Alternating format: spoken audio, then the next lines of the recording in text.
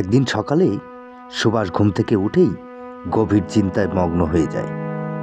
সে ভাবতে থাকে, এমন কি কাজ আছে যেটা করলে আমি পায়ের উপর পা তুলে বসে বসেই খেতে পারবো, আমি আর গরিব থাকবো না। ঠিক তখনই সুভাষের মাথায় একটা বুদ্ধি এলো। সুভাষ এক লাফে দাঁড়িয়ে উঠল এবং সে হাঁটতে শুরু করলো। আসলে বন্ধুরা, সুভাষের মাথায় এরকম কি বুদ্ধি চলে আসছে যে সে সারা জীবন পায়ের উপর পা তুলে খাওয়ার কথা ভাবছে। তো বন্ধুরা, আমরা আজকে এই ভিডিওতে দেখতে যাচ্ছি যে সুভাষ কিভাবে পায়ের উপরে পা তুলে খাওয়ার জন্য ব্যবস্থা করে রেখেছে। তো বন্ধুরা, তোমাদের কাছে আমার একটি বিশেষ অনুরোধ, তোমরা যদি আমার এই চ্যানেলে নতুন হয়ে থাকো আর নতুন এই ভিডিও দেখছো, তাহলে আমার এই চ্যানেলটিকে অবশ্যই সাবস্ক্রাইব করে দিও। আমি তোমাদের জন্য অনেক কষ্ট করে এরকম ধরনের ভিডিও নিয়ে আসি, আর প্রতিনিয়তই এরকম ভিডিও আমি আপলোড করে থাকি। তো প্লিজ দয়া করে আমার এই চ্যানেলটিকে সাবস্ক্রাইব করে দাও এক্ষুনি। ধন্যবাদ সবাইকে।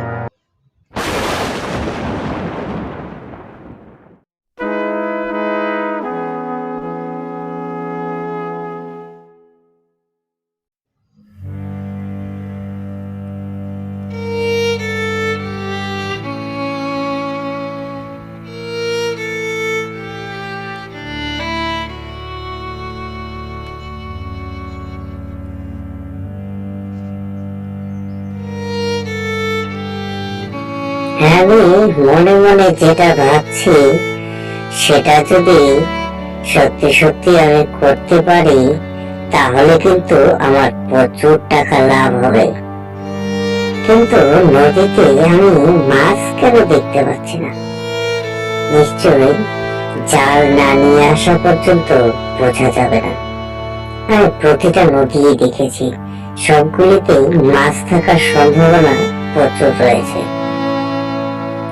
মাছ, নদীর মাছ একেবারেই ফ্রি। আর এই নদীর থেকে মাছ ধরে আমি যদি বাজারে বিক্রি করি, তাহলে অনেক টাকা লাভ হবে আমার। সুভাষ সারাদিন নদীর থেকে এ নদী ও নদী থেকে ও নদী ঘুরে বেরিয়ে সারাদিন সময় নষ্ট করে ফেলেছে। এখন বসে আছে, বসে বসে সন্ধ্যা হয়ে যায়, কিন্তু তার আর মাছ বিক্রি হয় না।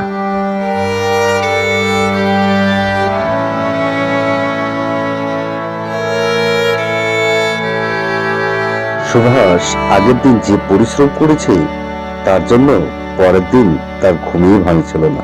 বেলা 10টা বেজে গেছিল, তবুও তার ঘুম ভাঙার কোনো নামই হচ্ছিল না। আসলে সুভাষ একটু অলস প্রকৃতির ছিল। সে কখনোই চাইতো না যে বেশি পরিশ্রম করে সে টাকা রোজগার করুক। তাই সে সবসময় ভাবতো কিভাবে সে অল্পতেই বেশি টাকা রোজগার করবে।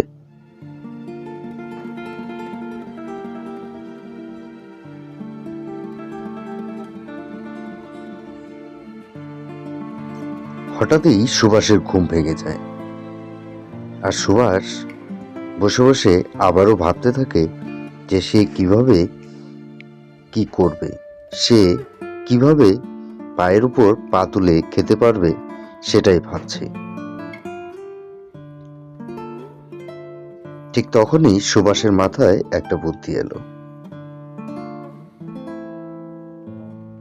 আর সুভাষ এক লাফে বিছানা থেকে নেমে পড়ল।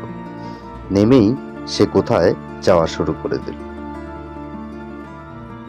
আসলে বন্ধুরা, এই সুভাষ অ্যাকচুয়ালি কি করতে চায় এই সুভাষ নিজেই তা জানে না।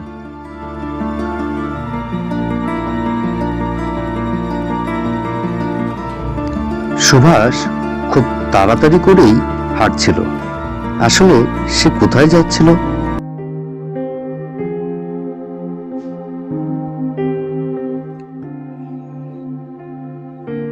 বাহ বাহ বাহ বাহ বাহ, আমি তো যেটা ভেবেছিলাম, এখানে তো অনেক কাঠ রয়েছে, আর এখান থেকে আমি যদি কাঠ কেটে নিয়ে গিয়ে বাজারে বিক্রি করি, তাহলে অনেক টাকা ইনকাম হবে। আর এখান থেকে কাঠ কেনার জন্য আমাকে কাউকে কোনো টাকা পয়সাও দিতে হবে না।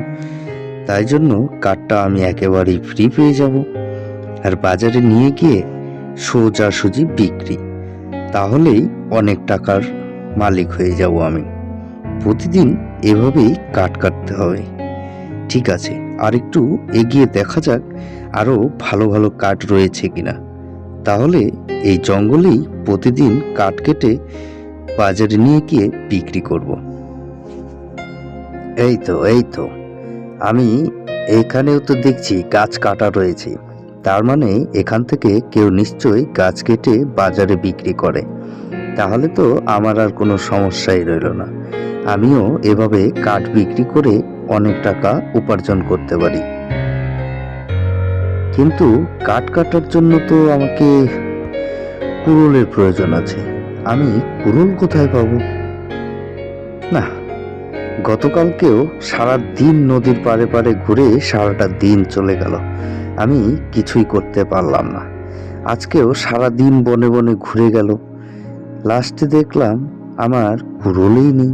তাহলে আমি কি করে কাঠ কাটবো? না, এই কাজটাও আমার বেশি একটা সুবিধের লাগছে না।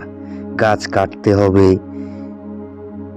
কাঠ তৈরি করতে হবে, ফাড়াই করতে হবে, এটাকে আবার বাজারে নিয়ে যেতে হবে মাথায় করে। উফ, না, এই কাজ আমার দ্বারা সম্ভব না। অন্য কিছু একটা ভাবতে হবে।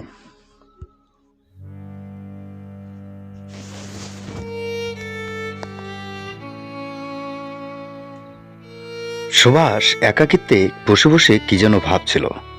হঠাৎই তার সামনে এক সাধুর আগমন হলো। সাধু বাবা সুভাষকে বলছে, দেখো সুভাষ, তুমি যেভাবে এই কাজ করতে চাচ্ছ সে কাজ এভাবে হবে না। তুমি সারাদিন নদীর পাড়ে ঘুরে বেরিয়েছ, আজকে বনে বনে ঘুরে বেরিয়েছ, কিন্তু তুমি কোনো কিছুই করার চেষ্টা করনি। তুমি যদি করার চেষ্টা করতে তাহলে তোমার অনেক টাকাই হতো।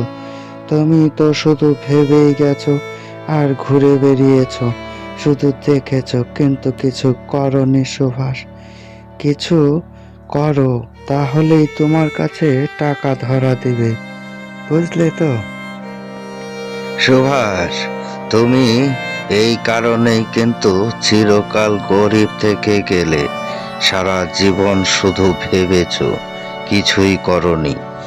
এমনি এমনি এই দুনিয়ায় কিছুই পাওয়া যায় না সুভাষ, কিছু পেতে গেলে কিছু দিতে হয়।